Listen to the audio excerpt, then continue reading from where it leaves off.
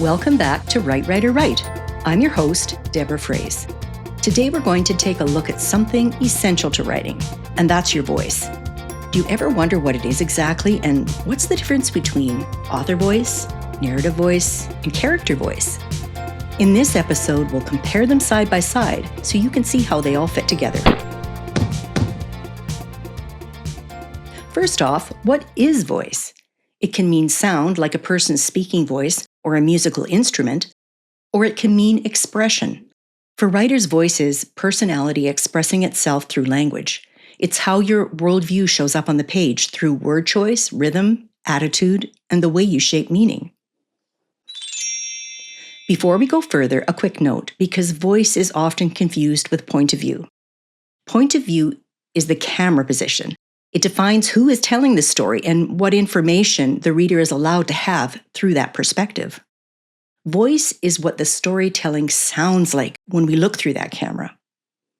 So point of view answers the question, whose eyes are we looking through? Voice answers, how does the storytelling sound through those eyes?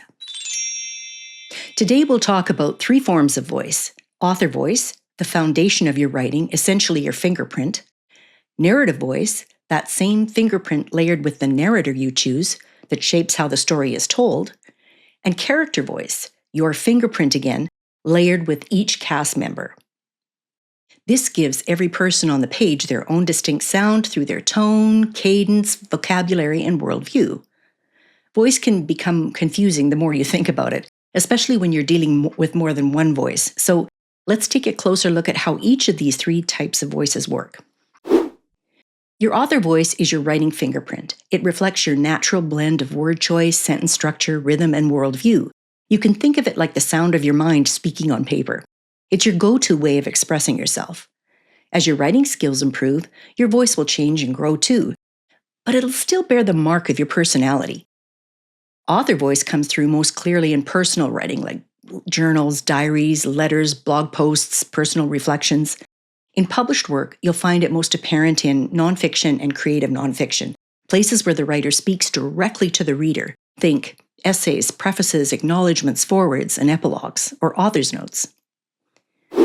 Narrative voice is what happens when your author voice assumes a storyteller stance for a specific project.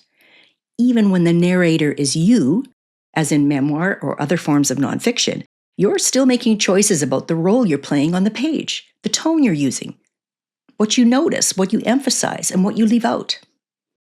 In fiction, that separation is easier to see because the narrator can be radically different from the author. Remember The Book Thief by Mark Zusak? Death narrates that story. Of course, Zusak is still alive and breathing, so what we're hearing is Zusak imagining how Death might view the world, and then expressing that imagined worldview through language. His language. Emma Donohue's Room offers another strong narrative voice, that of 5-year-old Jack, whose language reflects a child's understanding of a world defined by captivity. A fictional narrator has a personality of its own, but as the author, your sensibilities guide what narrators notice and how they convey that meaning. That's how your voice is layered into it. In nonfiction, the narrator is typically the author. The language may be a little more formal than the author's speaking voice, just to make sure they can deliver the intended message, but the voice still sounds like them. Think of Daring Greatly, where Brené Brown writes as a warm, encouraging guide, or Outliers, where Malcolm Gladwell takes on the role of a curious, informed coach, leading readers through patterns and data. Finally, let's talk about character voice, the way individuals speak, think, and reveal themselves. It's similar to narrative voice, but it applies to a whole cast of characters. In the hands of a talented writer, character voices vary widely, and they can be unmistakable. Think of Hannibal Lecter in Thomas Harris's The Silence of the Lambs, or Gollum in Tolkien's The Lord of the Rings. Those voices don't just come from what characters say, they come from their perspectives of the subject matter. And those perspectives are filtered through the way the author looks at the world. Even in nonfiction, where the author is attempting to replicate a real person's voice, there may be some filtering, unless they're quoting that person directly. Now, let's take a look at how character voices take shape by listening to 3 different people responding to slow service in a coffee shop. Let's say the first character spent years in university. Maybe she frames her ideas in long, careful sentences, and she slips in abstract terms without even thinking about it.